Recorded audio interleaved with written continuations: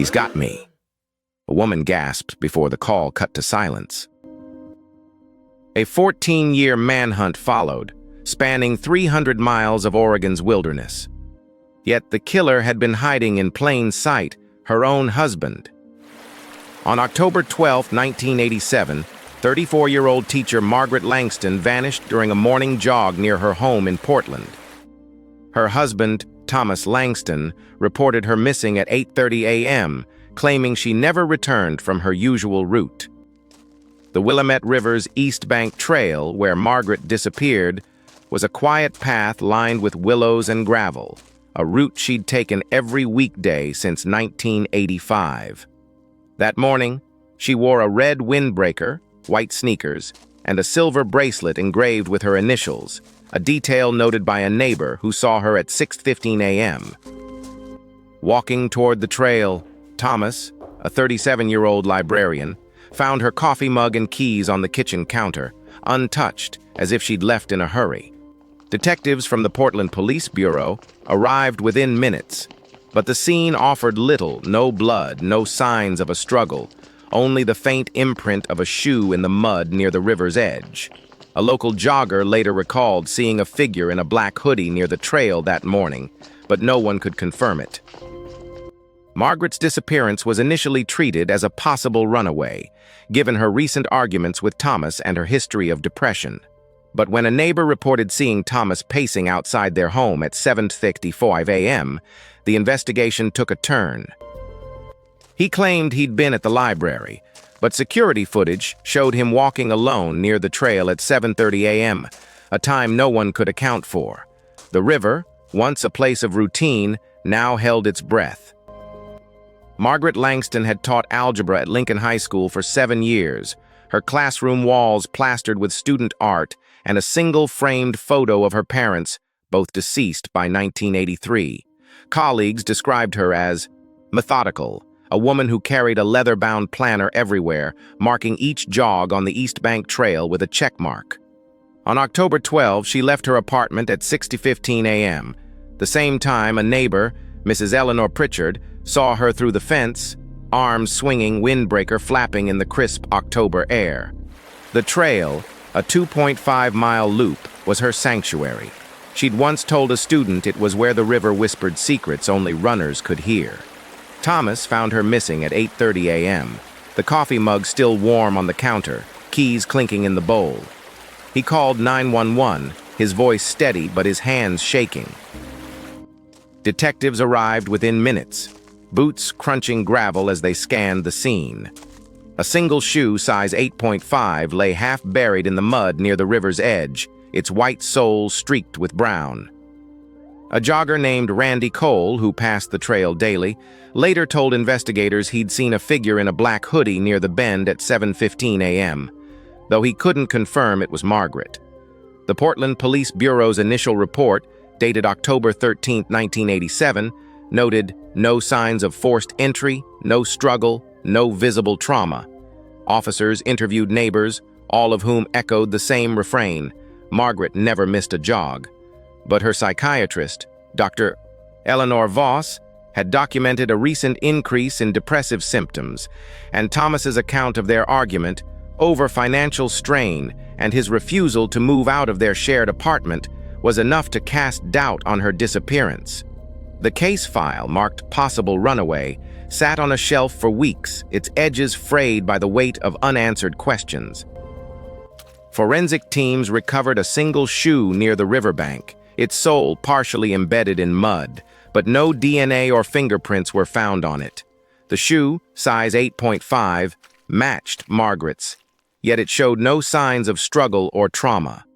Investigators interviewed 27 neighbors, all of whom described Margaret as a woman who lived by routine, yet no one saw her after 6:30 a.m. that day. One neighbor, Mrs. Eleanor Pritchard, later told detectives she was always on time. That morning, she was gone before the sun even rose. Thomas's alibi, that he had been at the library from 6,000 a.m. to 8,000 a.m., was corroborated by the head librarian and security cameras, but the footage was grainy, showing him entering the library at 6:05 a.m. and leaving at 8:05 a.m. A 1989 polygraph test administered to Thomas suggested he was lying about his whereabouts during the critical 30 minutes before Margaret's disappearance, though the results were inconclusive. The examiner noted inconsistencies in his story, particularly when asked about the last time he saw Margaret. He hesitated. The examiner later wrote in a confidential report, as if the memory itself was a burden. Despite these red flags, no charges were filed, and the case remained open, a shadow over Portland's quiet riverbanks. The shoe became the only tangible clue, yet it offered no answers. Detectives re-examined the site multiple times, combing the mud for any trace of Margaret's presence, but found nothing. The river, once a place of routine, now seemed to swallow secrets whole. It's as if she vanished into thin air. One detective wrote in a 1988 report, "No signs of struggle, no witnesses, just a single shoe left behind like a cruel joke." The lack of evidence frustrated investigators, leading them to revisit Thomas's alibi with renewed scrutiny. Yet, without concrete proof, the case remained a puzzle with no solution in sight. As the investigation dragged on, the suspect list shifted from Thomas to others, but no credible leads emerged. A local man, Robert Hayes, was briefly questioned after a neighbor claimed to have seen him near the trail that morning, but his alibi held. The case file, marked possible runaway, continued to gather dust, its edges frayed by the weight of unanswered questions. In 2003, a breakthrough came when a DNA sample from a discarded cigarette butt near the river matched a convicted rapist, James D. Harlow, who had served time in 1985 for assaulting a woman in Portland.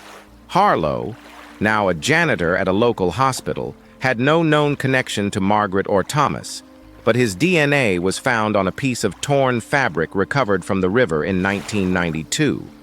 Investigators discovered Harlow had been seen near the East Bank Trail on October 12, 1987, by a security guard who reported him as a suspicious figure wearing a black hoodie and holding a plastic bag. The guard, Ronald M. Granger, later told detectives he looked like he was hiding something. "I didn't think much of it at the time, just another guy on the trail." Despite this, Harlow was never charged, as the prosecution could not prove he had been in the area at the exact time of the disappearance. His 1985 conviction, however, cast a long shadow over the case. Forensic experts noted that the fabric found in the river bore a faint logo, a local hardware store, which Harlow had frequented in 1985. Detectives revisited the hardware store's records and found Harlow had purchased a pair of gloves the week before Margaret's disappearance. The gloves, however, were never recovered. In 2004, a new lead emerged. A man named Carl H. Reed, a former coworker of Harlow's, claimed he had seen Harlow near the river that morning, though he could not confirm the time. Reed's account, though unverified, added another layer to the mystery. Harlow, who died in 2015, left behind no records of his movements on October 12, 1987. His wife, Linda Harlow, told investigators in 2003 he never spoke of that day. It was like it never happened. The case file, now marked Suspect James D. Harlow, remained open, its edges frayed by the weight of a truth no one could prove. As of 2023, Margaret Langston's case remains officially unsolved, though Harlow's DNA was re-examined in 2021 and found to match a second piece of evidence, a hair found near the river in 1988, its follicle intact but no trace of a scalp.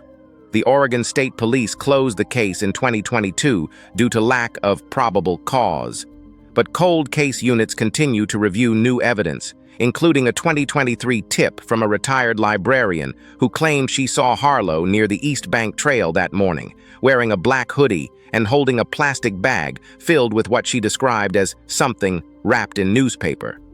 The tip, submitted anonymously, prompted a re-examination of security footage from a nearby convenience store, but the grainy images showed only a blur of motion near the trail. Thomas Langston passed away in 2019, leaving behind a journal that hinted at marital strife but no direct confession or motive for Margaret's disappearance. His final entry, dated March 2018, read, "Some secrets stay buried. Others resurface when you least expect them." His sister, Eleanor Langston, told investigators in 2020. He never spoke of that day. It was like it never happened. The journal, now stored in a sealed envelope at the Portland Public Library's archives, has been reviewed by cold case detectives but yielded no conclusive answers.